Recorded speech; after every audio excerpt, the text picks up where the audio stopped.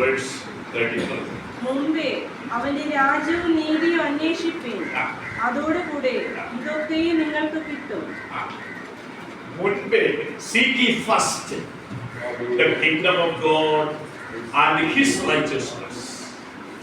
All these things shall be added.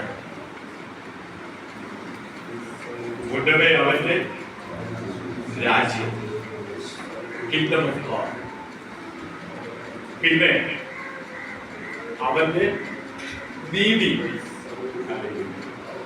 Seek ye first the kingdom of God and his righteousness. അവന്റെ നീതി.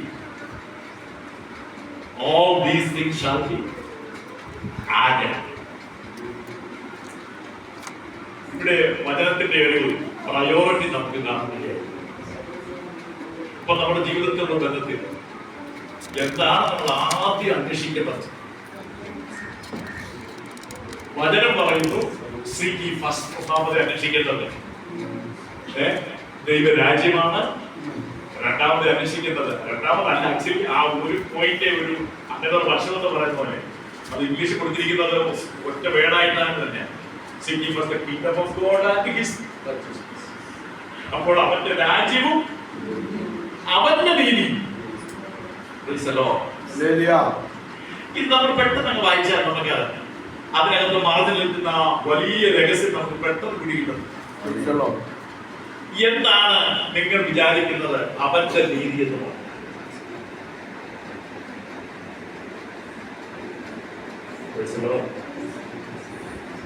അവന്റെ നീതി എന്ന് പറഞ്ഞാൽ എന്താണ്?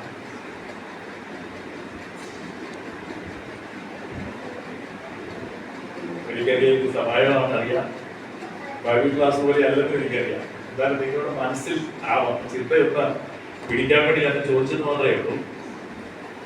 അവന്റെ നീതി, ഇത് നമ്മൾ ഒറ്റ വാക്കിൽ പറഞ്ഞാൽ നമുക്കതിന്റെ അർത്ഥം പെട്ടെന്ന് പിടികിട്ടുന്നില്ല.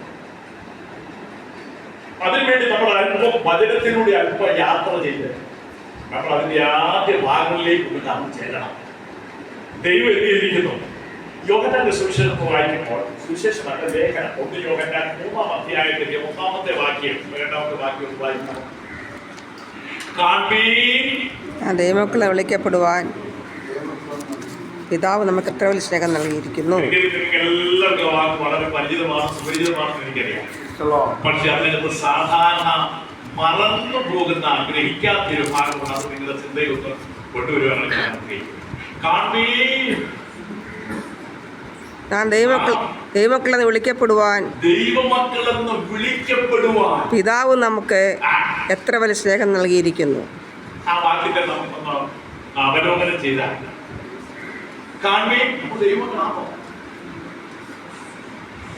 ദൈവമക്കളാകുവാന്ന് പറഞ്ഞു. അപ്പം എന്തോ ഇതിന്റെ മധ്യത്തിൽ സംഭവിച്ചൊരു ഫീലിംഗ് നമുക്കൊഴിയില്ലേ?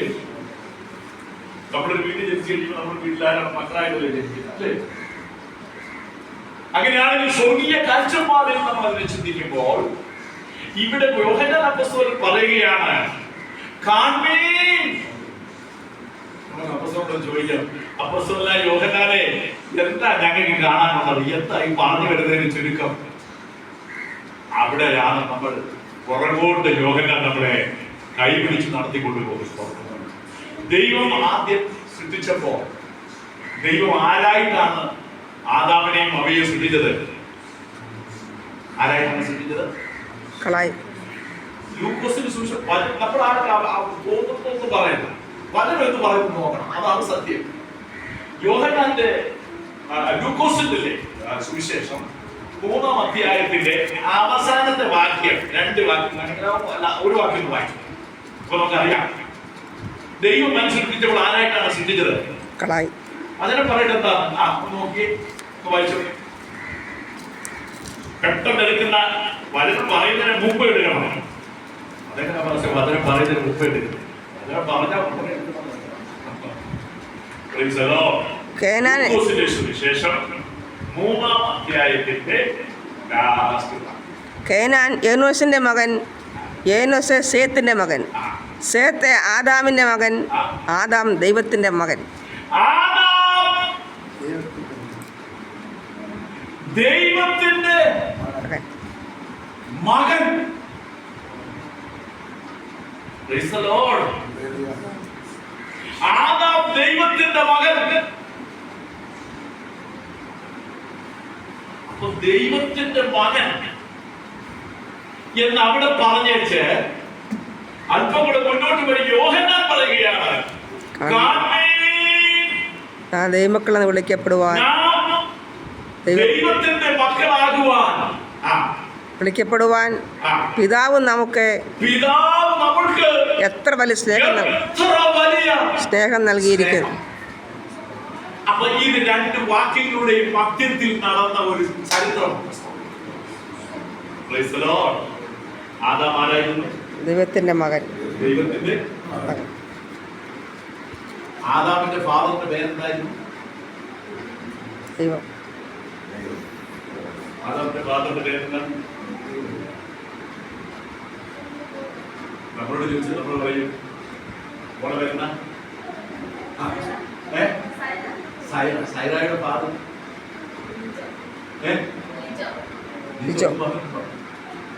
വന്നിട്ടില്ല. ഞാൻ അന്വേഷിച്ചു പറയാം. നമുക്കൊരു പിതാവ്.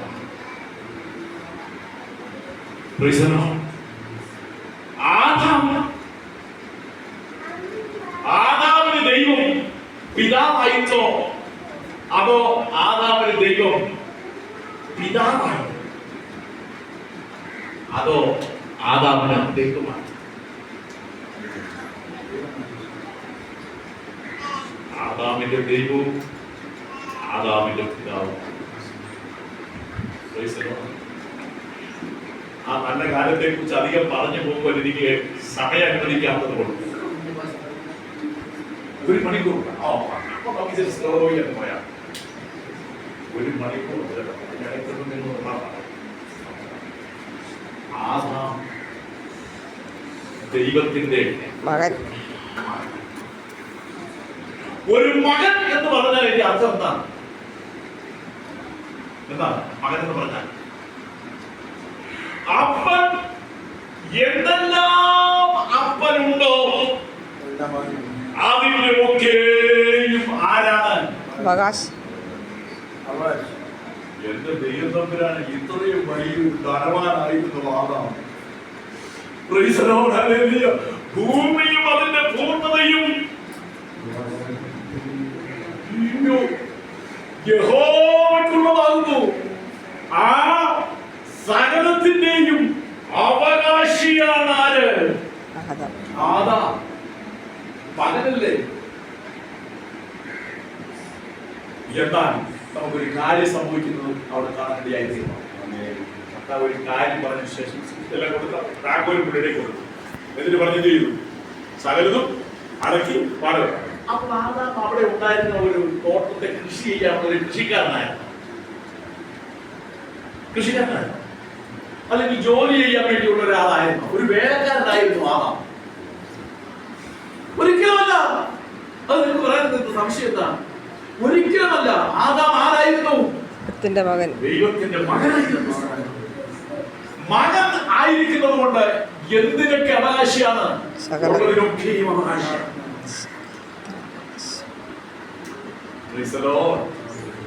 സകലത്തിന്റെയും അവകാശിയായിരിക്കുന്ന ആദാം ഒരു കൽപ്പന കൂടെ ദൈവം അവിടെ ആര് കൊടുത്തു? നീ ഇതെല്ലാം നിന്റേതാണ്, ഇതെല്ലാം നീ പറിച്ച് ആവശ്യം പോലെ തിന്നുകയോ എൻജോയ് ചെയ്യുകയോ എല്ലാം ചെയ്തോ. ഇത് നീ എല്ലാം എന്ത് ചെയ്തു? ഒരു രാജാവിനെ പോലെ വാഴുവാനുള്ളതായ അധികാരമാണ് ആദാമിന്റെ കൈവശത്തിലേക്ക് കൊടുത്തത്. ആദാമിന്റെ കൈയിലേക്ക് കീ കൊടുത്തുകൊണ്ട് കഴിഞ്ഞില്ല, ക്രമീകരിച്ചെല്ലാം കഴിഞ്ഞതിന് ശേഷം അവനെ ഇവിടോട്ട് കൊണ്ടാക്കി ക്രമീകരിച്ച് കൊടുത്ത് കീ കൊടുത്തു. ഇതിന് സകലത്തിനെയും അവകാശിയായ ആദാം ഒരു കാര്യം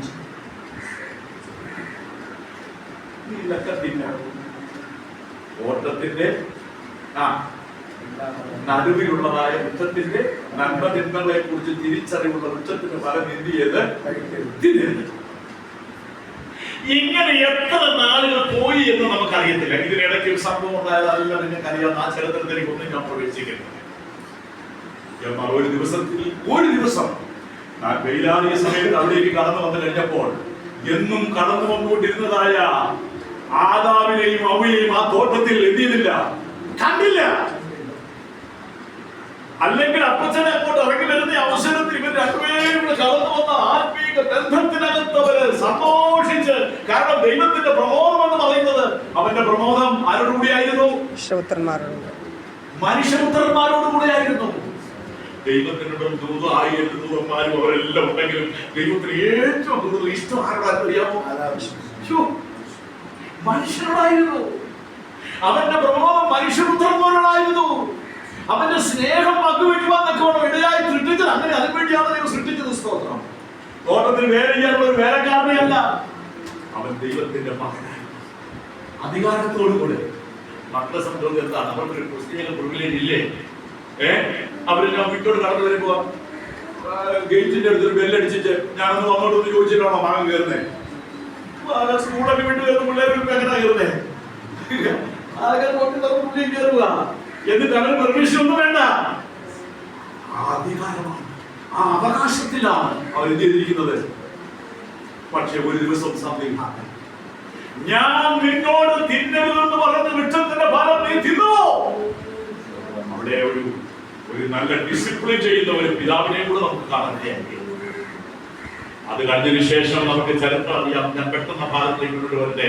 അവരെന്ത് ചെയ്യരുത്, തീർന്നു. പുത്രത്വത്തിൽ നിൽക്കുന്ന ആ ആദാം ഒറ്റ വീഴ്ച വീണു. എങ്ങോട്ടാണ് വീണത്? എങ്ങോട്ട് വീണു? എവിടേക്ക് വീണു? പുത്രത്വത്തിൽ നിന്നും വീണത് ദാസത്വത്തിലേക്ക്. ദാസൻ എന്ന് പറഞ്ഞാൽ നിങ്ങൾക്കറിയാമോ? ദാസൻ എന്ന് പറയുന്ന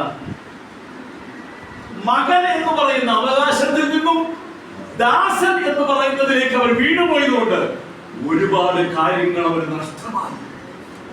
ഒരു ദാസന്റെയും ഒരു മകന്റെയും ഭവനത്തിലെ പകലേച്ചിനെ കുറിച്ച് ചിന്തിച്ചു നോക്കട്ടെ. എങ്ങനെയെങ്കിലും ദാസൻ ഭൂമിയകത്ത് അടച്ചിട്ടിരിക്കുന്ന ഒരു കഥകാലകൾ തുറക്കണമെങ്കിൽ ദാസന് പെർമിഷൻ ചോദിക്കണം. അല്ലേ? അവന് പണ്ട് ഓടിച്ചെന്നതുപോലെ അങ്ങോട്ട് ചെല്ലാൻ നോക്കുമോ? അവന് പണ്ട് ഓടി കഴിഞ്ഞതുപോലെ അങ്ങോട്ട് ചെന്ന് അവന് ചെയ്യാൻ വന്ന് നോക്കുമോ? അവന് വെല്ലടിക്കണ്ടേ? അവന് കണ്ണ് തുറന്നാലേ അവർ ഏതാൻ നോക്കത്തുള്ളൂ. ദാസൻ അങ്ങനെയുള്ള എല്ലാം നഷ്ടമായി. ചില പദവികളെല്ലാം അവന് നഷ്ടമായി. ഇത് ഈ വേദത്തോട്ടത്തിൽ സംഭവിച്ച ഒരു വിലപ്പെട്ട. അങ്ങനെ ദാസനായി തീർന്ന തന്റെ മകനെ വീണ്ടും മകനാക്കി തീർക്കുവാൻ ആ പദവിയിലേക്ക് കൊണ്ടുവരുന്ന ഒരു വലിയ പ്രവൃത്തിയാണ് ഈ വേദപുസ്തകത്തിന്റെ ചരിത്രം മുഴുവൻ. യോഹന്നാൻ പുസ്തകത്തെ കുറിച്ച് പറയുന്നത്,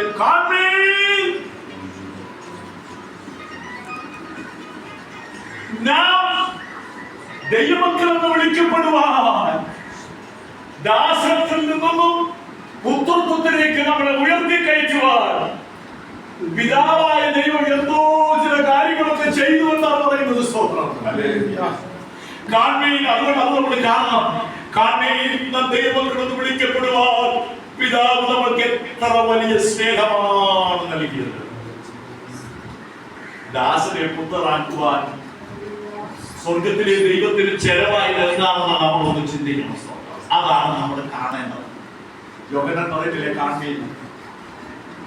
പുത്രൻ ദാസത്വത്തിലേക്ക് വീണു. ആ ദാസത്വത്തിൽ കിടക്കുന്ന മനുഷ്യനെ അല്ലെങ്കിൽ മനുഷ്യവർഗത്തെ മുഴുവനും പുത്രത്വത്തിലേക്ക് കയറ്റിക്കൊണ്ടുവരുവാൻ ദൈവത്തിന് ചെലവായതാണ് നമ്മുടെ ചരിത്ര വിഷയം. നമ്മുടെ മനസ്സിനെ ഒന്നോടൊന്ന് കൂട്ടിക്കൊണ്ടുവന്നിട്ട് ഈ രണ്ട് വാക്യങ്ങളെ കുറിച്ച് നമുക്കൊന്ന് ചിന്തിക്കണം. ഒന്ന്, seek ye first the kingdom of God and his righteousness. ഇത് ഞാൻ പ്രധാനമായിട്ട് ടച്ച് ചെയ്യുന്ന വിഷയം.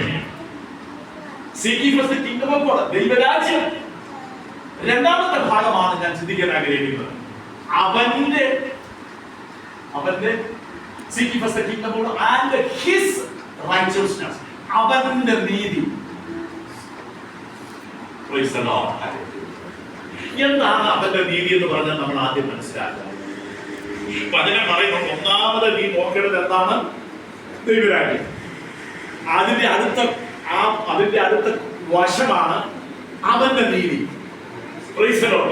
അവനിലൂടെ ദൈവം മനുഷ്യവർഗത്തിന് കൊടുത്തതായ കൃപ. ഇനി നമുക്ക് റോമാലേഖനം 5-ാം അധ്യായത്തിന്റെ ഒരു വാക്യം വായിക്കണമെങ്കിലും നിർത്തിയിട്ടുണ്ട്. ഞാൻ പറയുന്നതിനേക്കാൾ കൂടുതൽ വചനം നമ്മൾ സംസാരിക്കുന്നതാണ് നല്ലത്. റോമാലേഖനം 5-ാം അധ്യായത്തിന്റെ 12-ാമത്തെ വാക്യം വായിച്ചു.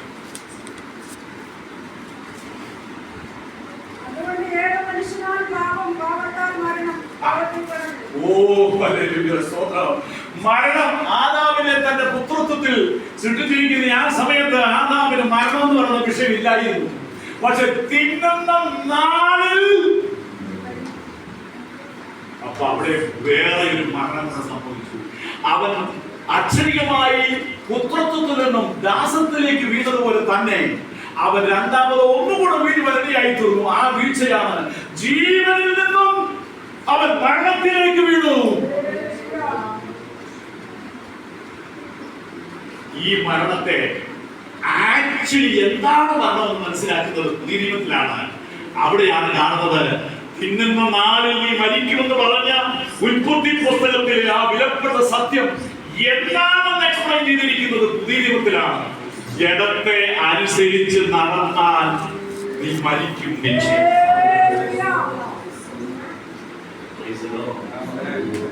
ആത്മാവിനെ അനുസരിച്ച് നടപ്പീൻ, എന്നാൽ നിങ്ങൾ ജഡത്തിന്റെ മോഹങ്ങൾ എന്ത് ചെയ്തില്ല, ജഡത്തിന്റെ മോഹങ്ങൾ നിവർത്തിക്കുകയില്ല. അപ്പോൾ ഒന്നാമത്തെ മരണത്തിൽ എവിടെയാണ് മരണം ഉണ്ടായതെന്നും ഒന്നാമത്തെ വീഴ്ചയിൽ എവിടേക്കാണ് വീണതെന്നും നമ്മൾ ഒന്ന് ചിന്തിക്കണം.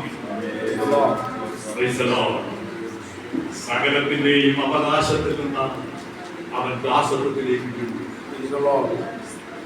പാട്ടുകാരൻ ഒരു പാട്ട് പറഞ്ഞുണ്ട്, നാം ഇനി ഭയപ്പെടുവാൻ ദാസ്യാത്മാവേ അല്ല, നാം ഇനി ഭയപ്പെടുവാൻ ദാസ്യാത്മാവേ അല്ല, പുത്രത്വത്തിൻ ആത്മാവിനാൽ എന്നെ പുത്രനാക്കി തീർത്ത കൃപയോർത്തു, പുത്രനാക്കി തീർത്ത കൃപയോർത്തു. അപ്പൊ പുത്രനാക്കി തീർത്ത ഒരു കൃപ. അതിലെന്താ സംഭവിച്ചത് നമുക്കറിയാം. നമ്മൾ വർഷങ്ങളായിട്ട് ഇങ്ങനെ പാടുകയും ആരാധിക്കുകയും ഒക്കെ ചെയ്തുകൊണ്ടിരിക്കുന്നു. നമുക്ക് ഇതിനെ കുറിച്ചെല്ലാം അറിയാം. എന്നാൽ നമുക്ക് അതിന്റെ വശത്തേക്ക് അത്ഭുതത്തിലേക്ക് ഒന്ന് കടമയെന്ന് നമ്മൾ ചിന്തിക്കുമ്പോൾ അതിന്റെ ആ ശ്രേഷ്ഠത നമുക്ക് മനസ്സിലാക്കി റെഡിയായി. മക്കൾ എന്ന് പറയുന്ന, മകൻ എന്ന് പറയുന്ന വഴിയിൽ നിന്നും ദാസത്വത്തിലേക്ക് വീണുപോയ മനുഷ്യനെ അവനൊന്ന് ദൈവം പറയുന്നു, തന്റെ നീതി നിവർത്തിക്കുവാൻ വീണുപോയ മനുഷ്യനെ കൊണ്ട് കഴിയുന്നു.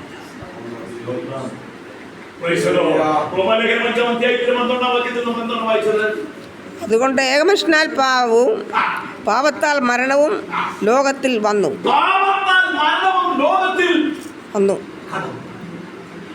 ഇനി 5-ാം അധ്യായത്തിൽ തന്നെ ഞാൻ ഒരു പ്രസംഗത്തിനേക്കാൾ കൂടിയായി വചനമനത്തിനോട് വരുമ്പോൾ നമുക്ക് ഉറപ്പില്ല. 5-ന്റെ 17-ാമത്തെ വാക്യം മരണം ആ ഏക നിമിത്തമാണ് എങ്കിൽ കൃപയുടെയും നീതിദാനത്തിന്റെയും സമ്മതി ലഭിക്കുന്നവർ യേശുക്രിസ്തു എന്ന ഏക നിമിത്തം ഏറ്റവും അധികമായി ജീവനിൽ വാഴും.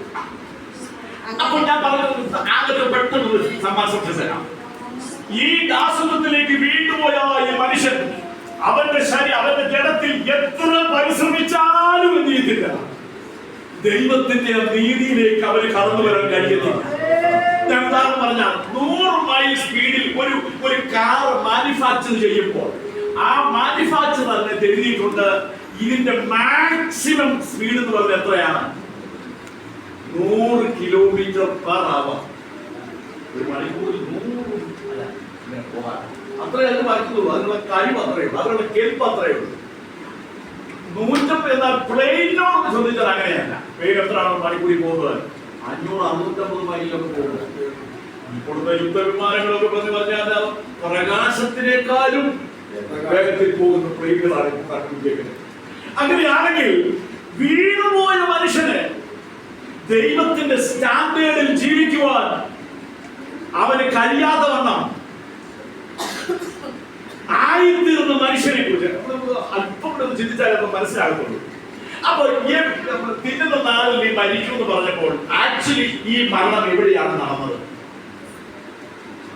മരിച്ചു കഴിഞ്ഞാൽ പിന്നെ ആളെ തീർന്നില്ലേ? നമ്മൾ മരിച്ചു എന്ന് പറയുമ്പോൾ എന്താണ് ആൾ തീർന്ന മനസ്സിലാക്കുന്നത്. പക്ഷെ മരിച്ചു എന്ന് പറഞ്ഞു കഴിഞ്ഞത് ഈ പുള്ളി ജീവനോട് നടക്കുന്നുണ്ട്. അപ്പൊ എന്താണ് അവിടുത്തെ കാര്യം? അപ്പോൾ ഈ മരണം ആക്ച്വലി നടന്നത് എവിടെയാണ്? എവിടെയാണ് നടന്നത്? ആത്മാവിൽ. എവിടെയാണ് നടന്നത്?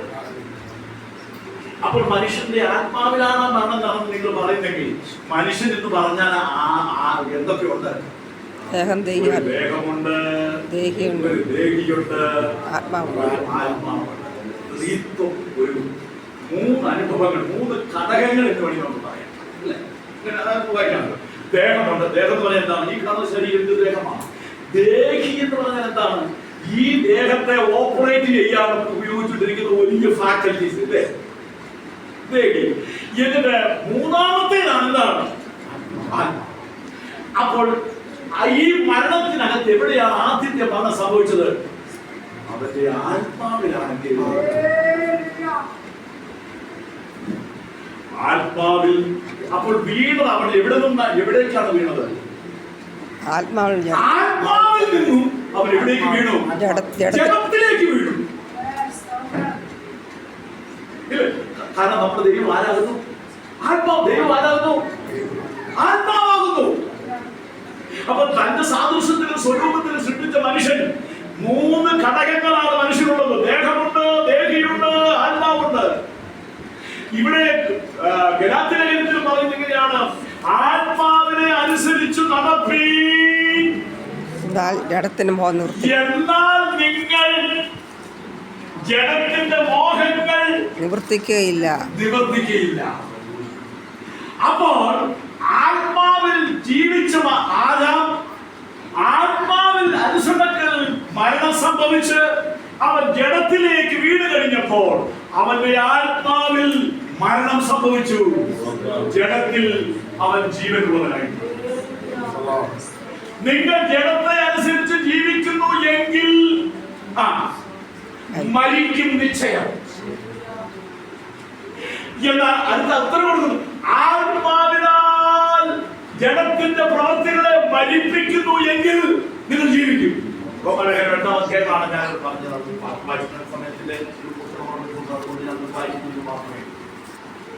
അപ്പോൾ ഇനി ഒരു ചോദ്യം ചോദിക്കുന്നത്, അങ്ങനെയാണെങ്കിൽ ഈ പാപം മനുഷ്യവർഗത്തിലേക്ക് കടന്നു വന്നത് എങ്ങനെയാണ്? ആദാം. ഇനി റോമാലേഖനം 5-ാം അധ്യായത്തിന്റെ 17-ാമത്തെ വാക്യം വായിക്കും. വളരെ ശാന്തമായിട്ട് വായിക്കുന്നു. പിടിച്ച് വായിച്ചാൽ നമുക്ക് ഇതിന്റെ അർത്ഥം പിടിക്കത്തില്ല.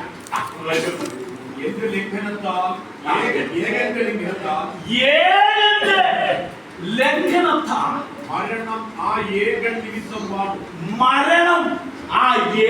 നിമിത്തം എന്ത് ചെയ്തു? ഇവിടെ നമുക്ക് ലോജിക്കായിട്ടൊരു ചോദ്യം ചോദിക്കണം. എന്താണ്? ആദാം അനുസരണക്കേട് കാണിച്ചു, ശരി. ഇല്ലെങ്കിൽ അവർ രണ്ടുപേരും അനുസരണക്കേട് കാണിച്ചു. അവര് മരിച്ചാ പോരെ? അവരിൽ നിന്നും ഉണ്ടാകുന്ന കുഞ്ഞുങ്ങൾ മരിക്കണമെന്ന് പറഞ്ഞാൽ അതൊരു രീതിയാണ്, അതൊരു കാര്യമാണ്.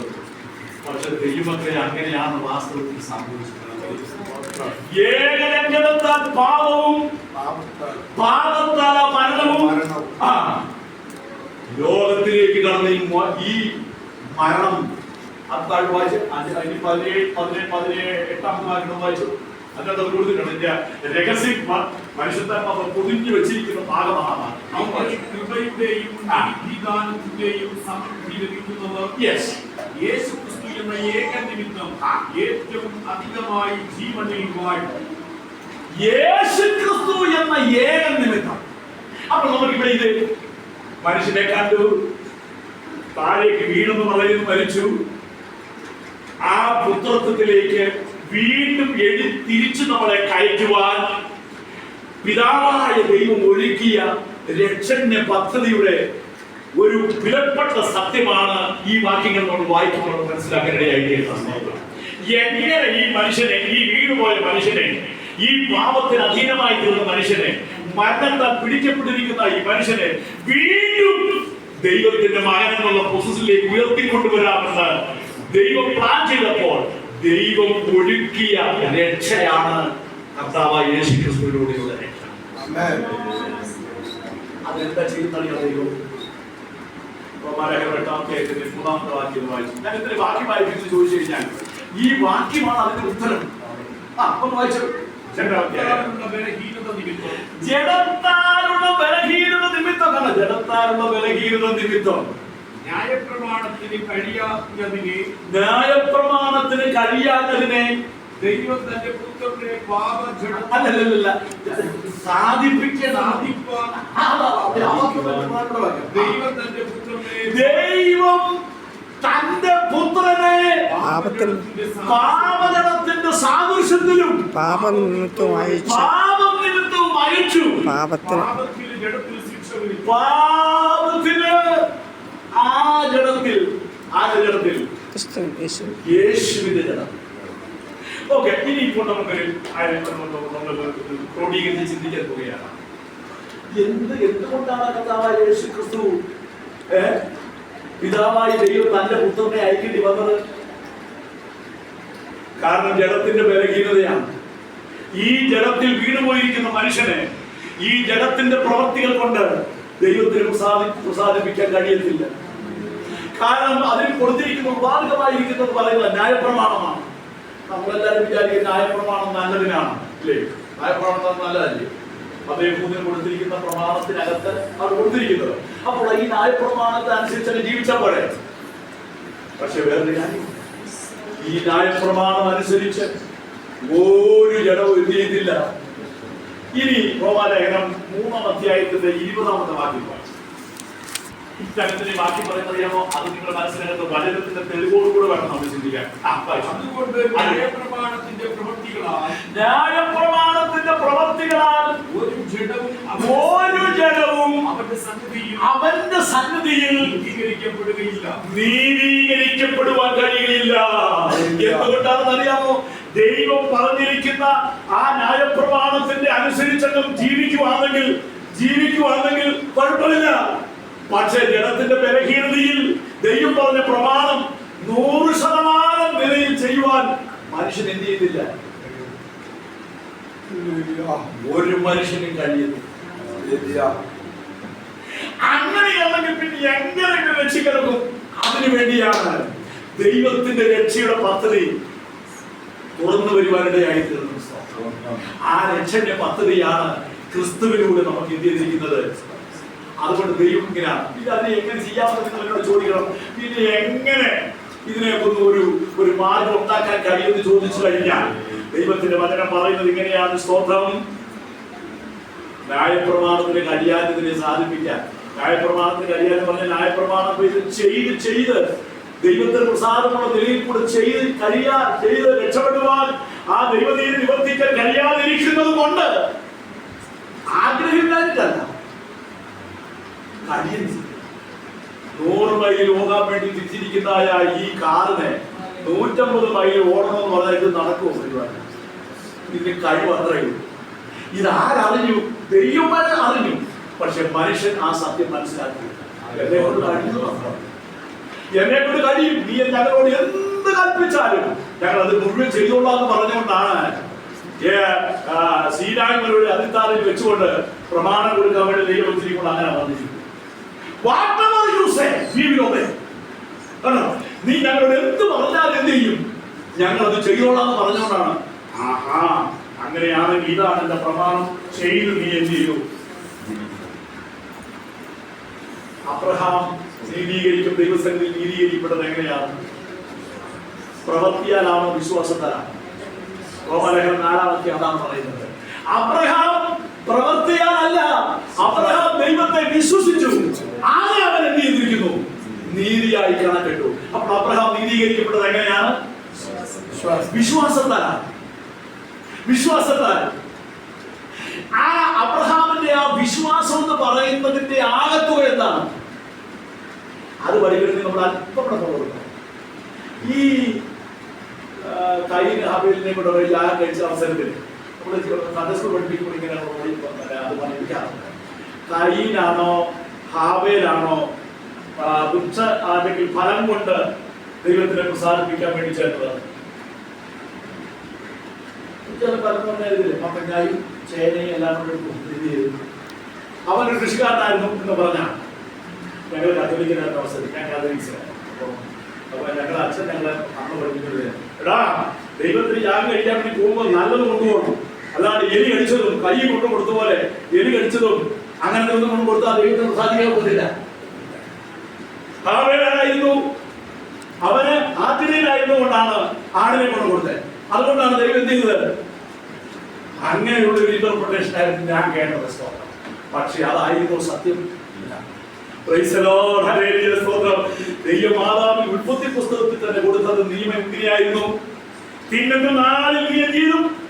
മരിക്കും. എന്നിട്ട് അത് പറഞ്ഞു കഴിഞ്ഞതിന് ശേഷം പറഞ്ഞു, സ്ത്രീയുടെ സന്തതി എന്ത് ചെയ്യും? സർപ്പത്തിന്റെ തലയെ. അതിന് തിയോളജിമാർ കൊടുത്തിരിക്കുന്ന വാക്യം എന്നാൽ സുവിശേഷത്തിന്റെ ആദ്യത്തെ സുവിശേഷമാണ് ജനസിസ് 3:15. സ്ത്രീയുടെ സന്തതി സർപ്പത്തിന്റെ. ആരാണ് ഈ സ്ത്രീയുടെ സന്തതി? അത് ഭയങ്കര ഗഹനമായിരിക്കുന്ന ഒരു തിയോളജിക്കൽ ടോപ്പിക്. ദൈവം തന്റെ പുത്രനെ വായിക്കപ്പെടുകയാണ് കാണുന്നത്. When the fullness of time come, കാലസമ്പൂർണ്ണതയിൽ ദൈവം തന്റെ പുത്രനെ സ്ത്രീയിൽ നിന്ന് ജനിച്ചവനായി ന്യായപ്രമാണത്തിന് കീഴുള്ളവനായി നിയോഗിച്ചയച്ചത്. ന്യായപ്രമാണത്തിന് കീഴുള്ളവരെ എന്ത് ചെയ്യുന്നു? വിലയ്ക്ക് വാങ്ങുകയും നാം പുത്രത്വം പ്രാപിക്കുകയും ചെയ്തതിന് വേണ്ടിയാണ്. ഞാൻ പറഞ്ഞ യാഗത്തിന് പെട്ടെന്ന് ഫാസ്റ്റായിട്ട് കടന്നു പോട്ടെ. അപ്പോൾ മനുഷ്യനെ കൊണ്ട് ചെയ്യാൻ കഴിയാതിരുന്നത്, അതിനുവേണ്ടി അതിന് മുമ്പായിട്ട് ഒരു വാക്യങ്ങൾ വായിച്ചാലേ അത് നമുക്ക് സമർപ്പിക്കാനുള്ളത്. യാക്കോബിന്റെ ലേഖനം 2-ാം അധ്യായത്തിന്റെ 10-ാമത്തെ വാക്യം വായിച്ചു. യാക്കോബ്, ജെയിംസ്, ന്യായപ്രമാണം മുഴുവനും അനുസരിച്ച് നടന്നിട്ടും ഒരുത്തൻ ന്യായപ്രമാണം മുഴുവനും അനുസരിച്ച് നടന്നിട്ടും ഒന്നിൽ തെറ്റിയാൽ അവൻ സകലത്തിലും കുറ്റക്കാരനായി തീരും. എന്തൊരു പ്രമാണം! നമ്മൾ അച്ചടികമായിട്ട് പറഞ്ഞു കഴിഞ്ഞാൽ ന്യായപ്രമാണം എന്ന് പറഞ്ഞു കഴിഞ്ഞാൽ ഈ 10 കൽപ്പന മാത്രമൊന്നുമല്ല, ഏതാണ്ട് 612 കൽപ്പനകളുണ്ട്. ന്യായപ്രമാണത്തിന്റെ പദവിയിലും എല്ലാം കൂടി എടുത്ത് ഇവരോട് ചോദിച്ചാൽ അത് ശരിക്കാനായിട്ടുണ്ട്. അവന് വചനത്തിൽ പറയും, ബാഹ്യത്തിന് പോകുന്നതിന് വരെ അവൻ എന്തുണ്ടായിരുന്നു? നിയമം ഉണ്ടായിരുന്നു. എന്നാൽ നമ്മൾ അവനെ വെട്ടിച്ചുരുക്കി 10 ഒതുക്കാമെന്ന് വിചാരിച്ചു. ഈ 10-നകത്ത് നിന്ന് ഈ പ്രമാണത്തിന്റെ ഒരു നമ്മളൊക്കെ ചിന്തിക്കുന്ന അവസരത്തിൽ നമ്മുടെ സ്കൂളിലൊക്കെ പഠിക്കുമ്പോൾ 100% മാർക്ക് കിട്ടി ജയിച്ചവർ എത്ര പേരുണ്ട്? ഓളത്തല്ല പഠിക്കുന്നത്? എന്തോ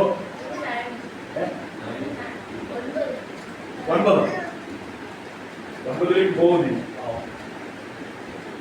8-ാം ക്ലാസ്സിൽ എല്ലാത്തിനും 100 മാർക്ക് കിട്ടി.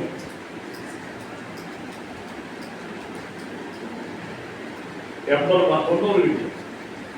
90 കിട്ടി. എ കിട്ടാൻ എത്ര വേണം? 90 മേടിക്കണം. ബി കിട്ടാൻ 80, സി കിട്ടാൻ. ഈ 3 ഗ്രൂപ്പുകാരും എന്ത് ചെയ്യും? ജയിക്കും അല്ലേ? സി കിട്ടിയാലും ജയിക്കും, ബി കിട്ടിയാലും ജയിക്കും, എ കിട്ടിയാലും ജയിക്കും, എ പ്ലസ് കിട്ടിയാലും. ഞങ്ങൾ അമേരിക്കയിലാണെങ്കിൽ സി എന്ന് പറയുന്നതാണ് ഏറ്റവും ലോവസ്റ്റ് ഗ്രേഡ്. അത് കഴിഞ്ഞാൽ പിന്നെ ഡി കിട്ടിയതിനെ കൊണ്ട് അവർക്ക് വേണ്ട, ഈ തോൽക്കും തരാം. സി മേടിച്ച് നമുക്ക് രക്ഷപ്പെടാം അല്ലേ? ജയിക്കാം, അടുത്ത ക്ലാസ്സിലോട്ട് പോകാം. എന്നാൽ ചില യൂണിവേഴ്സിറ്റിയിലൊക്കെ സി ഉള്ളവരാന്ന് പറഞ്ഞാൽ ഞാൻ താഴെയും ബി ഉള്ളവരെ അവിടെ എടുക്കത്തുള്ളൂ. ചിലര് സിയും ബിയും പറ്റത്തില്ല, അവർക്ക് A+A വേണം. അങ്ങനെയുള്ളവർക്ക് അവിടെ അഡ്മിഷൻ കൊടുക്കത്തുള്ളൂ. ഇതാണ് ലോകത്തിന്റെ നിയമത്തിന്റെ കാര്യങ്ങൾ അല്ലേ? സിയും ബിയും സ്വർഗത്തിന്റെ പ്രമാണം അനുസരിച്ച് സി കിട്ടിയാലും ഒക്കത്തില്ല, ബി കിട്ടിയാലും ഒക്കത്തില്ല, എ കിട്ടിയാലും ഒക്കത്തില്ല, A+ എന്ന് പറഞ്ഞാൽ ഞാന് ന്യായപ്രമാണം അത് വായിച്ച വളരെ വളരെ വളരെ ക്രിട്ടിക്കലായ ഒരു വാക്യമാണ്. ഒരുവൻ ന്യായപ്രമാണം മുഴുവനും അനുസരിച്ച് നടന്നിട്ടും ഒന്നിൽ തെറ്റിയാൽ അവൻ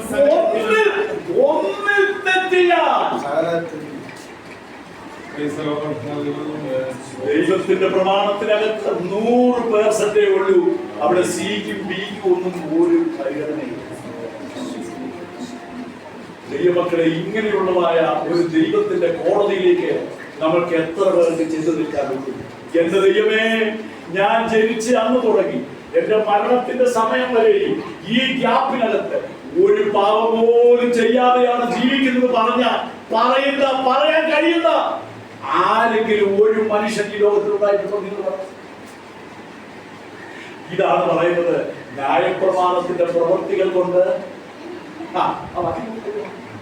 റോമലേഖനം 3:20 പ്രവൃത്തികളാൽ ഒരു ജഡവും എന്ത് ചെയ്തില്ല, ദൈവത്തിന്റെ സന്നിധിയിൽ നീതീകരിക്കപ്പെടുവാൻ ഒക്കുകയില്ല. നീതീകരിക്കപ്പെടുക എന്ന് പറഞ്ഞാൽ എന്താ അതിനർത്ഥം? കുറ്റവിമുക്തനാക്കപ്പെടുക എന്നാണ്.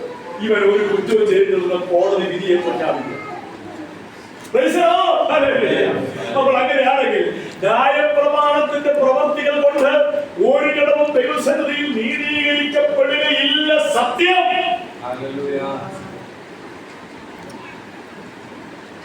പിന്നെ എങ്ങനെയാണ് നീതീകരിക്കപ്പെടാൻ കഴിയുന്നത്? കർത്താവ് തന്നെ ആ മലയിലെ പ്രസംഗത്തിനകത്ത് നമ്മൾ നോക്കുന്നത് യഹൂദ മതത്തെ കുറിച്ചുള്ള അവന്ന് വളരെ കടന്നു വന്നത് മുഴുവനും ആരാണ്?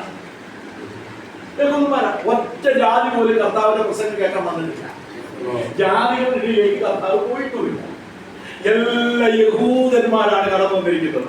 യഹൂദന്മാരുടെ ആചാര പരിപാലനങ്ങൾ, അവിടുത്തെ ശാസ്ത്രി എന്ന് പറഞ്ഞാലും അവിടുത്തെ ന്യായശാസ്ത്രി എന്ന് പറഞ്ഞാലും പരീക്ഷണെന്നൊക്കെ പറഞ്ഞു കഴിഞ്ഞാൽ അവർ ആരെന്നാ വിചാരിച്ചിരിക്കുന്നത്?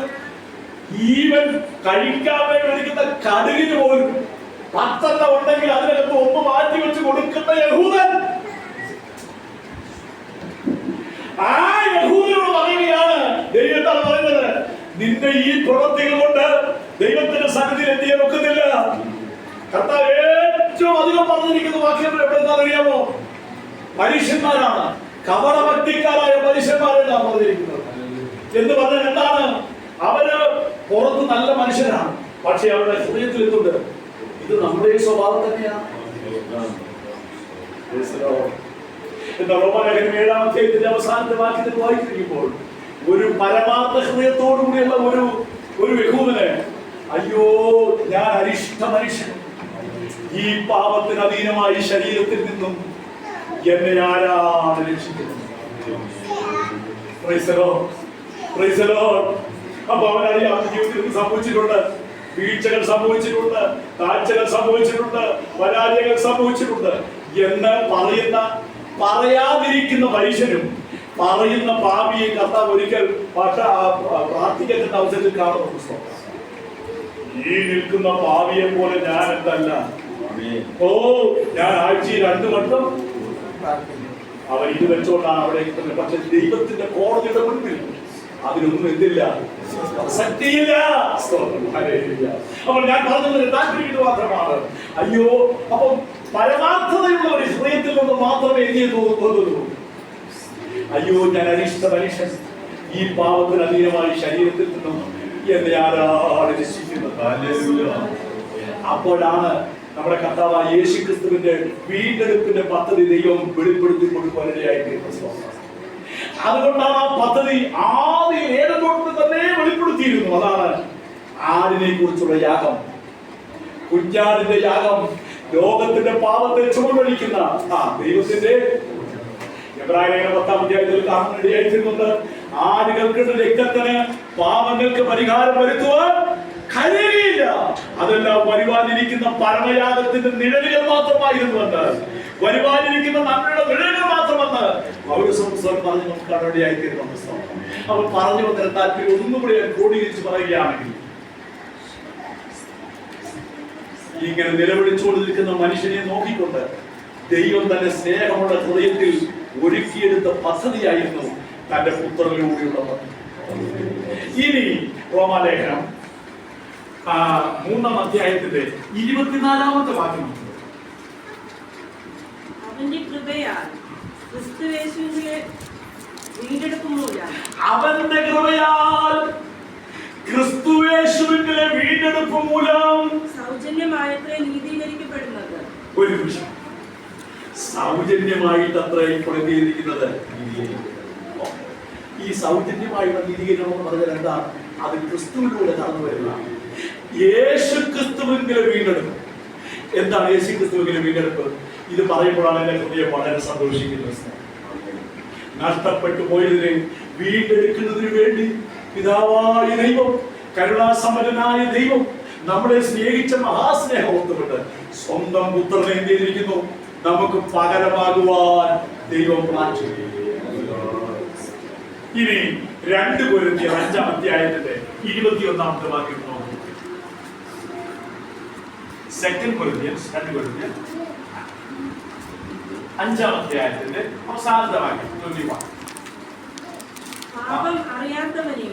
പാപം അറിയാത്തവനെ നാം അവനിൽ ദൈവത്തിന്റെ നീതിയാകേണ്ടതിന് അവൻ നമുക്ക് വേണ്ടി പാപമാക്കി. അവനെ നമുക്ക് വേണ്ടി പാപമാക്കി. ഞാൻ വായിച്ചത് വെച്ച് വചനത്തിൽ ഏറ്റവും ശക്തി കൂടിയൊരു വാക്യമാണ്.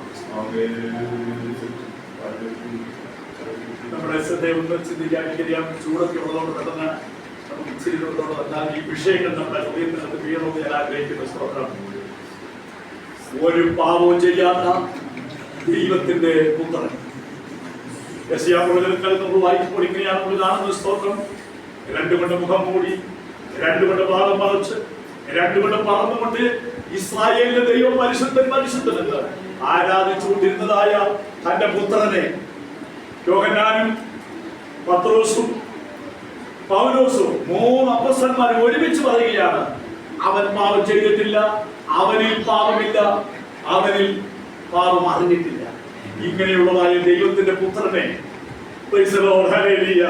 നമുക്ക് പകരമാകുവാൻ, അതിനാൽ ഇംഗ്ലീഷിലാണ് ആ വാക്യം പറഞ്ഞത്. ഒന്നുകൂടി അത് ആഴമായി നോക്കാനിടയായിത്തീരുന്നത്, he made him who knew no sin, പാപം അറിയാത്തവനെ made him sin, on our behalf, നമുക്ക് പകരമായി പാപമാകുവാൻ ദൈവം അവരെ ഏൽപ്പിച്ചു കൊടുത്തതാണ് വലിയ സ്നേഹം.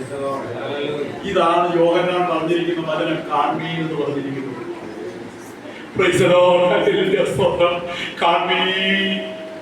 ദാസനായി പോയ എന്നെ പുത്രനാക്കി മടക്കിയെടുക്കുവാൻ സ്വർഗത്തിലെ ദൈവത്തിന് ചെലവായത് തന്റെ ഓമനകുമാരനെ ഈ നമ്മൾ സ്ത്രീയിൽ നിന്ന് ജനിച്ചവനായി ന്യായപ്രമാണത്തിന് കീഴുള്ളവനായി നിയോഗിച്ചയച്ചത്.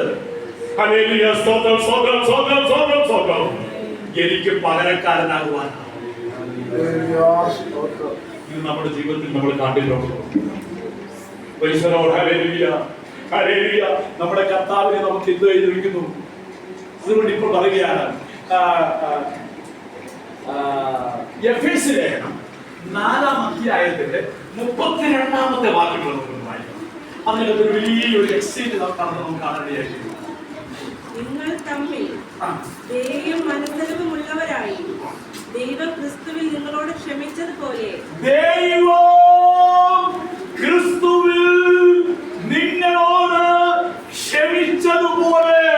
അന്യോന്യം ക്ഷമിപ്പിൻ. ഇവിടെ എങ്ങനെയാണ് ട്രാൻസ്ഫർ നടന്നറിയാം? എന്നെ നോക്കിയിട്ടല്ല, ദൈവം ക്രിസ്തുവിൽ നിങ്ങളോട് ക്ഷമിച്ചതുപോലെ ദൈവം ക്രിസ്തുവിൽ നിങ്ങളോട് ക്ഷമിച്ചതുപോലെ ക്രിസ്തുവിൽ നിങ്ങളോട് എന്ത് ചെയ്തു? ക്ഷമിച്ചു. ഹല്ലേലൂയ. അപ്പോൾ ഇന്ന് ഞാൻ കർത്താവായ യേശു ക്രിസ്തു ദൈവത്തിന്റെ പുത്രനെ സ്ത്രീയുടെ സന്തതിയായിട്ട്, അതുകൊണ്ട് ഒരു നിമിഷം നമ്മൾ ചിന്തിച്ചാൽ പിതാവിനോടുള്ള സമത്വമോ വിചാരിക്കാതെ, ഫിലിപ്പിലേഖനത്തിലാണ് പൗലോസ് വ്യക്തമായി പറഞ്ഞത്, പിതാവിനോടുള്ള സമത്വം മുറുകെ പിടിക്കാതെ, പിതാവിനോടുള്ള സമത്വം മുറുകെ പിടിക്കാതെ എന്ത് ചെയ്തു? ദാസരൂപമെടുത്തു, വേഷത്തിൽ മനുഷ്യനായി വിളങ്ങി, തന്നെ താഴ്ത്തി, ക്രൂശിലെ മരണത്തോളം അനുസരണമുള്ളവനായി തീർന്നു.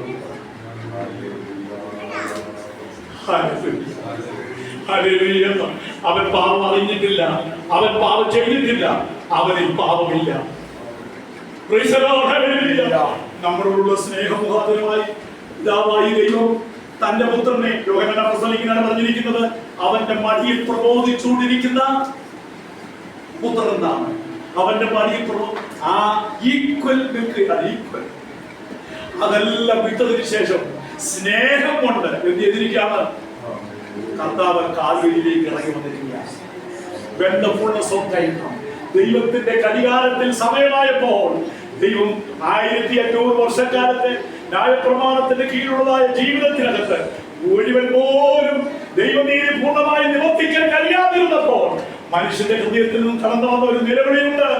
ഈ പാപത്തിന്റെ ശരീരത്തിൽ നിന്നും എന്നെ ആരാണ് രക്ഷിക്കുന്നത് ചോദിച്ചുള്ള നിലവിളിയുടെ മുൻപിൽ പിതാവായ ദൈവം തന്റെ പുത്രനെ എത്തിയിരിക്കുകയാണ്. കാലസമ്പൂർണ്ണതയിൽ ലോകത്തിലേക്ക് അയച്ചു വരേണ്ടതായി തീർന്നു. സ്ത്രീ എന്ന് ധരിച്ചവരായി അയച്ചു, ന്യായപ്രമാണത്തിന് കീഴുള്ളവരായി അയച്ചു. സ്തോത്രം. ഹല്ലേലൂയ. നമുക്ക് തുല്യമായി സകലത്തിലും he was tempted at all points like we are. നമ്മെ പോലെ എന്ത് ചെയ്തിരിക്കുന്നു? he was tempted, പരീക്ഷിക്കപ്പെട്ടു. എല്ലാത്തിലും നമുക്ക് തുല്യമായി അവൻ പരീക്ഷിക്കപ്പെട്ടു. പക്ഷേ പാപം അവൻ ചെയ്തു. നമ്മൾ ഒരു ടെംപ്റ്റേഷന് മുമ്പിൽ നമ്മൾ വീണ് പോകുന്നു. കർത്താവിന് 100 ടെംപ്റ്റേഷൻ വന്നു. ആ ടെംപ്റ്റേഷന്റെ ആകത്തുക ആ പരീക്ഷയിൽ നമുക്ക് കാണാനിടയായിരുന്നു. ഒരുത്തം വന്നിട്ട് കർത്താവിനോട് ചോദിക്കുകയാണ്. എന്താ ചോദിച്ചതറിയാമോ? ഇത് മുഴുവൻ ഞാൻ നിനക്ക് തരാം. If thou be the son of God, നീ ദൈവത്തിന്റെ പുത്രനെങ്കിൽ എന്ത് ചെയ്യുക? അതാണ് ടെംപ്റ്റേഷൻ പറഞ്ഞത്. കർത്താവ് പറഞ്ഞറിയാമോ? എന്താണ് പറഞ്ഞറിയാമോ? Man shall not live by bread alone, but by every word that proceedeth out of the mouth of God. അവനെ താഴ്ത്തി അവനെ തകർത്ത് അവന്റെ നമ്മുടെ ഈ ഭൂമി നിനക്ക് തന്നേക്കാം. ലോകത്തിന്റെ എല്ലാ പ്രതികാരം അവനെ കാണിച്ചു കൊടുത്ത പൗടി എല്ലാം കാണിച്ചു കൊടുത്തു. എന്നിട്ടാണ് പറഞ്ഞത് ഇത് നിനക്ക് തരാമെന്ന് പറഞ്ഞു. കർത്താവ് എന്ന് പറഞ്ഞു. ഞാനൊന്ന് ചിന്തിച്ചു നോക്കട്ടെ. നിന്റെ ദൈവമായ പോലെ നീ എന്ത് ചെയ്തു?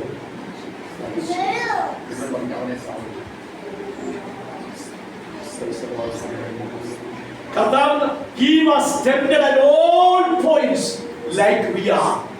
നമ്മളെ പോലെ തന്നെ അവർ എല്ലാം എബ്രായരുടെ വാക്യം അങ്ങനെ തന്നെ കൊടുത്തിരിക്കുന്നു. സ്തോത്രം. അതിന്റെ ഭാഗ്യത്തിൽ തോന്നുന്നു he was tempted at all points like we are. നമ്മളെ പോലെ പരീക്ഷിച്ചു. Yet he did not sin. അവൻ പാപം ചെയ്തു. ഈ കർത്താവിനെയാണ് എന്ത് ചെയ്തിരിക്കുന്നത്? റോമലേഖനം 8-ാം അധ്യായത്തിന്റെ 32-ാമത്തെ വാക്യം വായിച്ചു. ബാക്കി കൂടുതൽ റോമലേഖനത്തിന്റെ എടുത്ത് വായിക്കുന്ന സന്ദേശം പറഞ്ഞു. ഇപ്പോഴല്ലെങ്കിൽ തന്നെ ഈ നിങ്ങൾ വീട്ടിൽ നിന്ന് വായിക്കുമ്പോൾ തന്നെ ഇതെല്ലാം നിങ്ങൾ മനസ്സിലാക്കാൻ വരും. വായിച്ചു 8:32. 8-ാം അധ്യായത്തിന്റെ 32-ാമത്തെ വാക്യം. സ്വന്തം പുത്രനെ ആദരിക്കാതെ നമുക്കെല്ലാവർക്കും വേണ്ടി ഏൽപ്പിച്ചു തന്നവൻ അവരുടെ സകലവും നമുക്ക് നൽകാതിരിക്കുന്നു. അവരൊരു സാഹചര്യത്തോടു കൂടി ചോദിക്കുന്ന ഒരു ചോദ്യമുണ്ട്. ആ ചോദ്യം എന്താണെന്നറിയാമോ? സ്വന്തം പുത്രനെ ആദരിക്കാതെ നമുക്കെല്ലാവർക്കും കൂടെ വേണ്ടി ഏൽപ്പിച്ചു തന്നവൻ അവരോട് കൂടെ നിനക്ക് സകലവും നൽകാതിരിക്കുന്നു. നിലവിളിയുടെ അവസാന ചാപ്റ്റർ നമുക്ക് കാണാനിടയാക്കിയിരുന്നു. പുത്രൻ ചോദിക്കുകയാണ്, കഠിന ക്രൂരമായിരിക്കുന്ന ലോകത്തിന്റെ പാപത്തെ എല്ലാവരും നിറച്ചു വെച്ച ആ പാനപാത്രം കർത്താവിന്റെ കരങ്ങളിലേക്ക് കൊടുക്കുമ്പോൾ, അല്ലെ ഇതിനു വേണ്ടിയാണല്ലോ നീ എന്നെ അയച്ചിരിക്കുന്നത് എന്ന് പറഞ്ഞുകൊണ്ട് പൂർണ്ണമായി സമർപ്പിച്ച യേശു കർത്താവിനെ കാണാനിടയായിരുന്നു. ലോകത്തിന്റെ പാപത്തെ ചുമന്നൊഴിച്ച ദൈവത്തിന്റെ കുഞ്ഞാണ്. റോമാലേഖനം 5-ാം അധ്യായത്തിന്റെ 17 താഴെയുള്ള വാക്യങ്ങൾ നമുക്ക് ശാന്തമായിട്ടൊന്ന് വായിക്കാം. എനിക്കറിയാം നിങ്ങൾ വായിച്ചിരിക്കുന്നവരാണെന്നൊക്കെ അറിയുന്നത്. നമ്മള് വളരെ ചിന്തയോടുകൂടി നമുക്കൊന്ന് വായിക്കാം. അത് വായിച്ചാൽ റോമാലേഖനം 5-ാം അധ്യായത്തിന്റെ 17 തുടങ്ങി താഴേക്കുള്ള വാക്യം.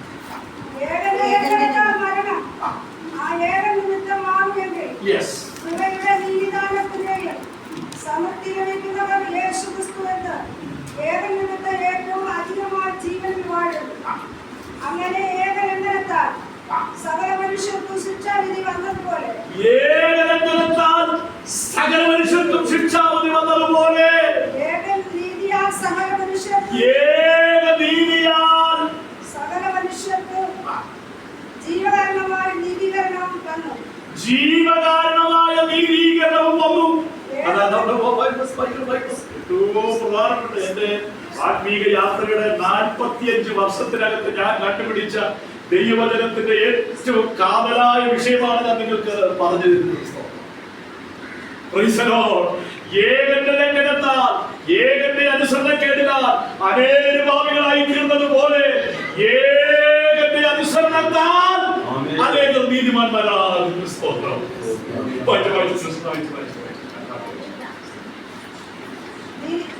ജീവകാരണമായ നീതീകരണവും തന്നു. ജീവകാരണമായ നീതീകരണം വന്നു. ഏക മനുഷ്യൻ അനുസരണക്കേടിനാൽ അനേകം പാപികളായി തീർന്നതുപോലെ ഏകന്റെ അനുസരണക്കേടിനാൽ അനേകം നീതിമാന്മാരായി തീർന്നു. അങ്ങനെയല്ല, ആഴ്ചത്തെ അനേകം നീതിമാന്മാരായി തീർന്നു. അത് തന്നെ. ആ വാക്ക് ഒന്നുകൂടെ വായിച്ചു. ഏകന്റെ അനുസരണക്കേടിനാൽ ഏകന്റെ അനുസരണക്കേടിനാൽ അനേകം നീതിമാന്മാരായി തീർന്നു. അല്ല, ഏകന്റെ അനുസരണത്താൽ അനേകർ നീതിമാന്മാരായി തീരുന്നു. ഏകന്റെ അനുസരണക്കേടിനാൽ അനേകർ പാപികളായി തീർന്നതുപോലെ. അങ്ങനെയല്ലേ? ഏകന്റെ അനുസരണത്താൽ അനേകർ നീതിമാന്മാരായി തീരുന്നു. ആദാം നമ്മളെ പാപികളാക്കി, യേശു നമ്മളെ നീതിമാന്മാരാക്കി. ഇതായി അർത്ഥം. ഹല്ലേലൂയ. ആദാം നാം പാപം ചെയ്തുകൊണ്ടാണ് നമ്മൾ പാപികളായത്? അല്ല, പാപി ആയതുകൊണ്ടാണ് നാം പാപം ചെയ്യുന്നത്. നാം പാപം ധരിച്ചപ്പോൾ തന്നെ പാപത്തിനോട് ധരിച്ചു വീണിരിക്കുകയാണ്. ഏകന്റെ അനുസരണക്കേടിനാലാണ് നാം അനേകം പാപികളായത്. കണ്ടോ ഒരു കമ്പാരിസൺ? ഒന്നിനോടൊന്ന് സാദൃശ്യം ചെന്നാൽ എന്ത് ചെയ്യും? ഉപമാലങ്കാരമാണ്. ആ ഏകൻ ആദാമിന്റെ അനുസരണക്കേടിനാൽ മനുഷ്യവർഗത്തെ മുഴുവനും അവൻ പാപത്തിലും മരണത്തിലും, പാപം വന്നതുകൊണ്ടാണ് തന്റെ ഫലമായ മരണവും വന്നിരിക്കുന്നത്, അങ്ങനെ ആക്കി തീർത്തെങ്കിൽ ഇവിടെ നമ്മുടെ രണ്ടാമത്തെ ഭാഗം നമ്മൾ കേൾക്കണം. ഏകന്റെ അനുസരണം. അതാരാണ്? നമ്മുടെ കർത്താവ് അനുസരിച്ചു. ഏകന്റെ അനുസരണത്താൽ നാം ആരായിത്തീരുന്നതാണ്? എന്റെ അനുസരണത്താലാണോ? ഏകന്റെ അനുസരണം. ഇനി അടുത്ത വാക്യം വെച്ച എന്നാൽ ലംഘനം തിരികേണ്ടതിന് ന്യായപ്രമാണവും ഇടയിൽ ചേർന്ന് വന്നു. എങ്കിലും പാപം പെരുകിയെടുത്ത് കൃപ അത്യന്തം വർദ്ധിച്ചു. ഇവിടെയാണ് ഒരു വിഷയം. പാപം പെരുകിക്കൊണ്ട് ഇങ്ങനെ ഇരിക്കുകയായിരുന്നു. അപ്പോഴാണ് ദൈവത്തിന്റെ കൃപ എന്ത് ചെയ്തു? പെരുകുകയല്ല, അത്യന്തം.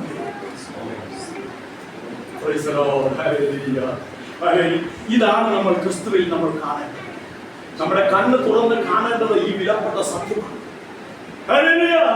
എന്തിരിക്കുന്നു? അതിക്രമം പെരുകി. വായിച്ചാൽ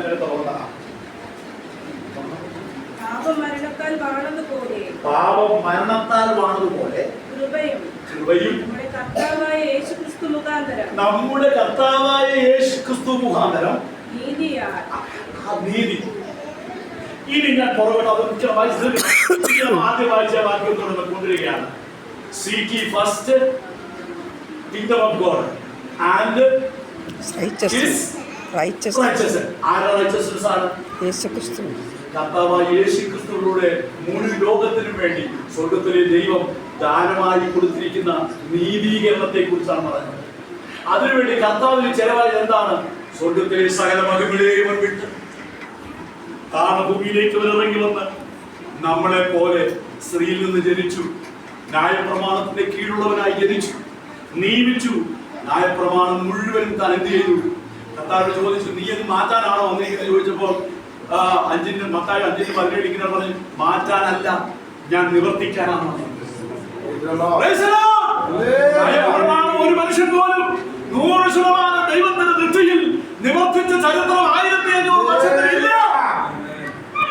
ഒരാൾ മാത്രമേ അത് പൂർണ്ണമായും നിവർത്തിച്ചിട്ടുണ്ട്. അത് നമ്മുടെ കർത്താവാണ്. അപ്പൊ കർത്താവായ യേശു ക്രിസ്തുവിലൂടെ ഒരുക്കിയെടുത്ത ദൈവത്തിന്റെ ഒരു നീതി ഉണ്ടല്ലോ, ആ നീതി സ്വർഗത്തിലെ ദൈവം എന്ത് ചെയ്യുന്നറിയാമോ? ഇപ്പോൾ സകല മനുഷ്യർക്കും ഫ്രീ ആയിട്ട് കൊടുക്കാൻ ദൈവം പറഞ്ഞു.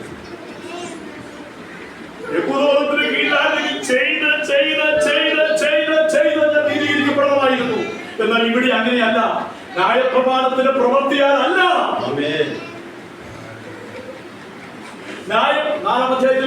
ന്യായപ്രമാണത്തിന്റെ പ്രവൃത്തി കൂടാതെ ദൈവം നീതി കണക്കിടുന്ന മനുഷ്യന്റെ ഭാഗ്യം ന്യായപ്രമാണത്തിലുള്ളവരെ പറഞ്ഞിട്ടുണ്ടോ? അത് ദാവീദ് പറയുകയാണ്.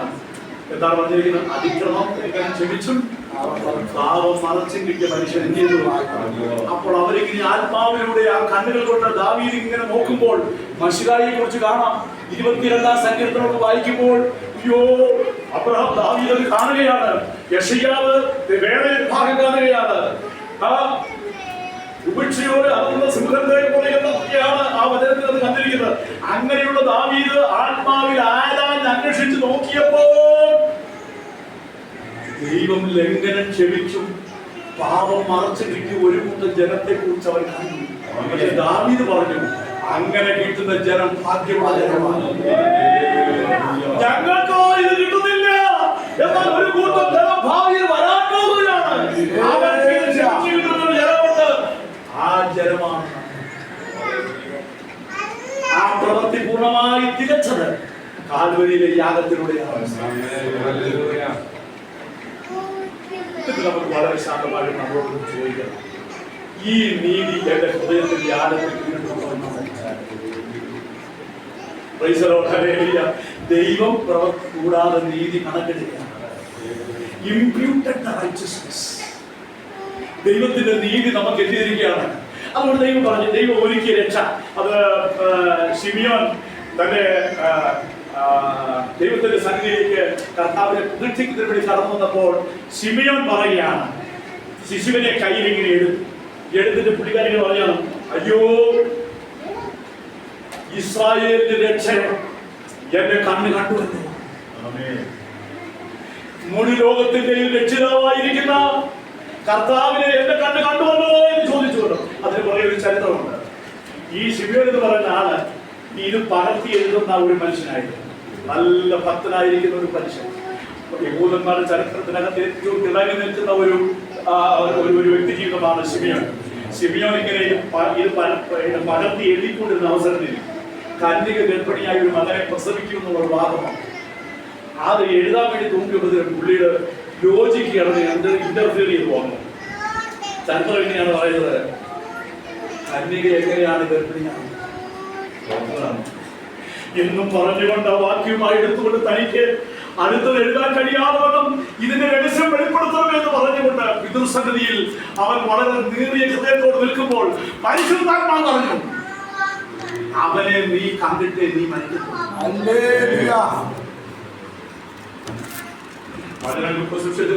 കാണുന്ന സ്തോത്രം. എത്ര നാളുകളായെന്ന് അറിയാമോ? വളരെ താടിയൊക്കെ നീണ്ട് വളരെ വയോധികനായിരിക്കുന്ന ഇവൻ കർത്താവിനെ യെരൂശലേമിലേക്ക് കൊണ്ടുവരുന്ന, പള്ളിയിലേക്ക് കൊണ്ടുവരുന്ന ആ സമയത്ത് ദൈവത്തിന്റെ ആത്മാവ് ഉണർത്തിച്ചത് തന്നെയാണ് ലൂക്കോസ് ലേഖനത്തിൽ കാണേണ്ടിയായിരിക്കുന്നത്. ലൂക്കോസ് എന്താ പറഞ്ഞറിയാമോ? പരിശുദ്ധാത്മാവിന്റെ ഹൃദയത്തെ ഉണർത്തിച്ചു. പണ്ട് പറഞ്ഞതാണ്, വർഷങ്ങൾക്ക് മുമ്പ് പറഞ്ഞതാണ്, നീ അവനെ കണ്ടിട്ട് നീന്തിക്കൊള്ളൂ. മരിക്കത്തോട് പറഞ്ഞാണ് ആ പരിശുദ്ധം അവനെ ഉണർത്തി. എന്നിട്ട് പറഞ്ഞു, അന്ന് ഞാൻ നിന്നോട് പറഞ്ഞ വാഗ്ദത്തത്തെ കാണാൻ വേണ്ടി യെരൂശലേമിലേക്ക് വേഗം പോകുക എന്ന് പറഞ്ഞു. ഞാനെന്റെ ഇമാജിനേഷൻ എന്ന് പറയുകയാണ്. രാവിലെ എഴുതി പ്രാർത്ഥിക്കാൻ വേണ്ടിയിരിക്കുമ്പോൾ പരിശുദ്ധമ്മ പറഞ്ഞു, നീ ഇന്ന് പള്ളിയിലേക്ക് പോകണം.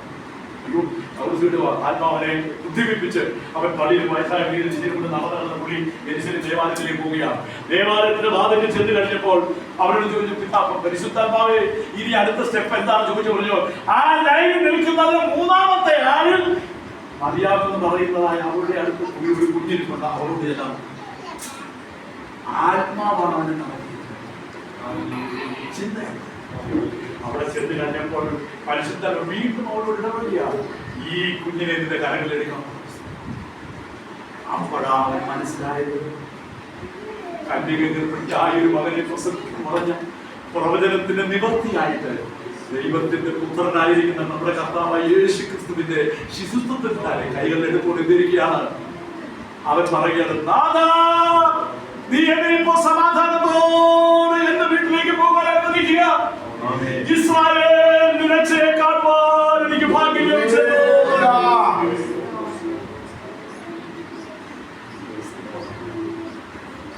ദൈവത്തിന്റെ മക്കളെ, കർത്താവ് ഒരുക്കിയെടുത്ത പിതാവായ ദൈവത്തിന്റെ സ്നേഹത്തിന്റെ പ്രദർശനത്തെയാണ് കാൽവരിയിൽ നമ്മൾ കാണുന്നത്. അതാണ് യോഹന്നാൻ പറഞ്ഞിരിക്കുന്നത്, എന്നെ ദൈവമക്കളാക്കിയതിനു വേണ്ടി പിതാവിന്റെ മടിയിലിരുന്നതായ ഓമനകുമാരത്താണ് ഭൂമിയിലേക്ക് ഇറങ്ങി വന്നത്. നമുക്ക് തുല്യമായി പരീക്ഷിക്കപ്പെട്ട് അവസാനത്തെ കാശ് മുഴുവനും കൊടുത്തു തീർത്ത് കുരിശിൽ കടന്നുകൊണ്ട് കർത്താവ് പറഞ്ഞു, ഇത് ഈസ് ഫിനിഷ്ഡ്, സകലത പൂർത്തിയായിരിക്കുന്നു. തന്റെ പ്രാണനെ വിട്ടു. മനുഷ്യവർഗത്തിന്റെ വീണ്ടെടുപ്പിന്റെ വില കർത്താവ് കാൽവരിയിൽ കൊടുത്തിരുന്നു.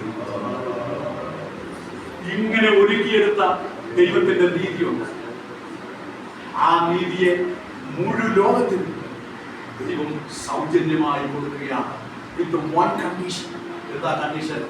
അവനെ കൈക്കൊണ്ട് അവന്റെ നാമത്തിൽ വിശ്വസിക്കുന്ന ഏവർക്കും ദൈവദാസനല്ല, ദൈവത്തിന്റെ മകൻ. അവനെ കൈക്കൊണ്ട് അവന്റെ നാമത്തിൽ വിശ്വസിക്കുന്ന ഏവർക്കും ദൈവമക്കളാകുവാൻ അവൻ നമുക്ക് ഭാഗ്യം തരും. ദൈവങ്ങളിൽ നിന്ന് നമ്മൾ ഭാഗ്യമാണ്. നമ്മളാണ് ഈ ലോകത്തിന്റെ ഭാഗ്യവാൻ. നമ്മുടെ കർത്താവിനെ എന്ത് ചെയ്തിരിക്കുന്നു? വിശ്വാസത്താൽ നമ്മുടെ ഹൃദയത്തിലേക്ക് സ്വീകരിക്കുവാൻ. കഴിഞ്ഞ 45 വർഷത്തിനപ്പുറം എന്റെ 17ാമത്തെ വയസ്സിൽ ഞാനൊരു റോമൻ കത്തോലിക്ക പള്ളിയിലെ അച്ഛന്മാർക്കൊക്കെ ശുശ്രൂഷ ചെയ്യുന്ന അന്താള ബാലനായിരുന്നു. സ്തോത്രം. കർത്താവ് ഈ വചനം എന്റെ ഉള്ളിൽ പ്രദർശിപ്പിക്കുവാൻ ശോഭിതയായി തന്നതൊട്ട് കർത്താവിന്റെ കരകളിലേക്ക് ചേർന്ന് പിടിയായി തീർന്നു.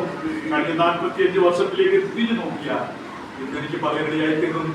നന്ദി എല്ലാവർക്കും ഒന്നും പറയുവാൻ നമ്മുടെ കഴിവുകൊണ്ടല്ല, നമ്മുടെ മിടുക്കുകൊണ്ടല്ല, നമ്മുടെ സാഹചര്യം കൊണ്ടുമല്ല, നമ്മുടെ കർത്താവിനെ സ്നേഹിച്ചു. ലോകത്തിൽ നിന്ന് അവനെ ആവശ്യമുണ്ടോ? എത്ര പേർക്ക് ആവശ്യമുണ്ട്? ഇവിടെ ഈ വിലപ്പെട്ട കർത്താവിനെ ഞങ്ങൾ പരിചയപ്പെടുത്തി കൊടുത്താൽ ആർക്ക് അവനെ ആവശ്യമുണ്ട്? എന്നാൽ ഇന്ന് നമുക്ക് വിശ്വാസത്തോടു കൂടി ഞാൻ ഒറ്റയ്ക്ക് കർത്താവിനെ സ്വീകരിച്ചു വീട്ടിൽ നിന്ന് ഒറ്റപ്പെട്ടവരായി മാറി നിന്നു. അവസാനം എന്റെ ഹൃദയത്തിൽ ഒരു താല്പര്യം ഉണ്ടായിരുന്ന കർത്താവ് വചനം പഠിക്കാനും സാഹചര്യം ഒരുക്കിത്തരണം. കർത്താവ് ആ സാഹചര്യം ഒരുക്കി തന്നു. 4 വർഷം തിയോളജിക്കൽ സെമിനാരിയിൽ ഗ്രാജുവേറ്റ് ചെയ്ത് 22ാമത്തെ വയസ്സിൽ കത്തോലിക്കനായിരുന്ന എന്റെ ദൈവം ഒരു സുവിശേഷ പ്രസംഗനായി. ഈ സ്നേഹം ഓർക്കുമ്പോൾ അവന്റെ നാമത്തെ നിർത്താതിരിക്കാൻ ഒരു ഷേവ് ചെയ്യാൻ ഒരു ബ്ലേഡ് മേടിക്കാനുള്ള കാശ് വയസ്സിൽ പഠിക്കുമ്പോൾ ഇല്ലാതിരുന്നൊരു കാലം ഞാൻ ഓർത്തു പോവുകയാണ്. അന്നൊക്കെ വീശ വളർന്നു തുടർന്ന സമയമാണ് 17, 18, 19 ആ സമയത്ത് ഒരു പുള്ളിക്കാരനൊക്കെ വളരെ നീണ്ടു നിന്നു. ഇതിനെ എങ്ങനെ കൈകാര്യം ചെയ്ത് അറിയാതിരിക്കുമ്പോ സ്ഥാപിന്റെ സ്നേഹം ഞാൻ ഓർക്കും. എന്റെ ബുദ്ധിയിൽ തോന്നിയ ഒരു ചിന്തയാണ്, ഒരു തീപ്പെട്ടി കോലെടുത്ത് വരച്ചിട്ട് അത് കത്തി അതിന് കല്ല് വെച്ച് അവരെ കരിച്ച് കളഞ്ഞതായിരുന്നു. അങ്ങനെ ക്രിസ്തു ജീവിതത്തിന്റെ ബേസിക്ക് നമ്മുടെ ജീവിതത്തിൽ അവരെ കാണുമ്പോൾ നിന്നെ ഉടനെ നീ സൈക്കിളിൽ വന്നാൽ ഉടനെ നീ സ്കൂട്ടറിൽ വരുന്നവരാണെങ്കിൽ ഉടനെ കാറിൽ കൊണ്ടുള്ള പരിപാടി ആരംഭിച്ചിട്ടുണ്ടോ? നീ വിശ്വസ്തയോടുകൂടെ കർത്താവിനെ സേവിച്ചാൽ നിന്റെ ഭാവിയെ തിരിക്കുന്ന ഒരു വെളിച്ചത്തിൽ നിന്നും അനുഭവത്തോടും കൂടി ചേർന്ന് പറയുകയാണ്. സ്തോത്രം. ഇത്രയും നാളെ നിന്റെ കർത്താവിന്റെ സ്നേഹത്തിൽ വരുവാൻ കർത്താവ് എനിക്ക് ഭാഗ്യത്തിന് നൽകി. ഇത്ര വലിയ ഒരു കർത്താവിനെ കാണുവാൻ നമ്മൾ ഞാനിങ്ങനെ ചിന്തിച്ചു, എന്തുകൊണ്ടാണ് ഉദ്ദേശിക്കുന്ന നിലയിൽ നമ്മുടെ ആത്മീയ മണ്ഡലം എന്തുകൊണ്ട് വളരുന്നില്ല എന്ന് ഞാൻ എന്നോട് ചോദിച്ചപ്പോൾ എനിക്ക് മനസ്സിലാക്കുന്നത് ഒരു വിലപ്പെട്ട സത്യമുണ്ട്. ദൈവം നമുക്ക് സൗജന്യമായി നൽകി തന്ന ആ ദൈവിക നീതി നമ്മുടെ ഹൃദയത്തിനകത്ത് എന്നും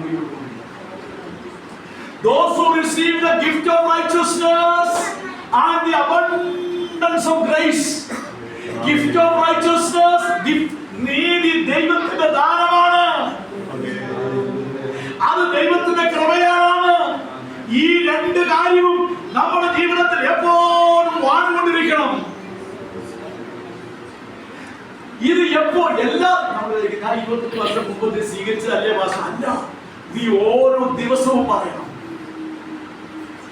ഇത് ദൈവത്തിന്റെ നീതി ദാനമായിട്ട്, ഇത് ദാനമായിട്ട് ദൈവം. ഇതിനകത്ത് നീ വളരുമ്പോൾ മാത്രമാണ് പാപത്തിന്റെ വേര് അറ്റുപോകുന്നത്. നീ ന്യായപ്രമാണം അനുസരിക്കാൻ ശ്രമിച്ച് നിനക്ക് ഒരിക്കലും ശരിയാകും.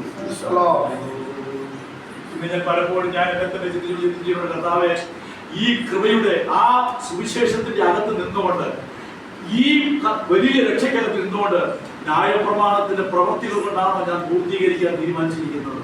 ഒരിക്കലും നമ്മുടെ മനസ്സിനകത്ത് എപ്പോഴും പറയണം. വിശ്വാസം നമ്മുടെ ചോദിച്ചു പറയും, ഓ ഇന്നത്തെ ജീവിതത്തെ എനിക്ക് നന്നായിട്ട് അറിയാം എന്ന് പറയുമ്പോൾ അവന് തിരിച്ചു പറയുവാൻ നമുക്കൊരു ഉത്തരം ഉണ്ടാകണം. Not by works of righteousness which we have done. നാം ചെയ്ത നീതി പ്രവൃത്തികൾ കൊണ്ടല്ല, അവന്റെ കൃപയാണ്. ഇത് നീ ഒരു 10 പ്രാവശ്യം പറയണം. ഹല്ലേലൂയ. നിന്റെ ഹൃദയം അതിനുവേണ്ടി പരിവപ്പെടുത്തി വരുമ്പോൾ നിന്റെ ആത്മാവിൽ ജീവൻ ഉണ്ടാകും. ആത്മാവിനെ അനുസരിച്ച് നടക്കുന്നു എങ്കിൽ നീ ജീവിക്കും നിശ്ചയം. ഇന്ന് അതിന്റെ കർത്താവിന്റെ പാദത്തിലേക്ക് ഞങ്ങളെ ഒന്നുകൂടെ സമർപ്പിച്ചു. ഞങ്ങൾ ഒരുപാട് വാക്യം ഞാനിവിടെ പറഞ്ഞു, 2 വാക്യം മാത്രം പറഞ്ഞു, ഒരുപാട് വാക്യം പറഞ്ഞു. റോമാലേഖനത്തിൽ വിചാരം പറയാനിടയായിട്ടുള്ളത് നാം ദൈവത്തിൽ വിളിക്കപ്പെടുവാൻ പിതാവ് നമ്മൾക്ക് എത്ര വലിയ സ്നേഹമാണ്. ഈ സ്നേഹത്തിൽ നിന്നും നമ്മളെ മാറ്റുവാൻ ഒന്നിനും കഴിയത്തില്ലെന്നാണ് അവരുടെ പുസ്തകം. ഈ സ്നേഹത്തിൽ നമ്മൾ വളർന്നു വന്നുകൊണ്ടിരിക്കുമ്പോഴാണ് നൽഫലങ്ങൾ, ആത്മാവിന്റെ ഫലങ്ങൾ നമ്മുടെ ജീവിതത്തിൽ നിന്ന് വെളിപ്പെട്ടു വരികയായി. കർത്താവ് നമ്മളെ ഈ വചനങ്ങളാണ് നമ്മളെ സഹായിക്കുന്നത്.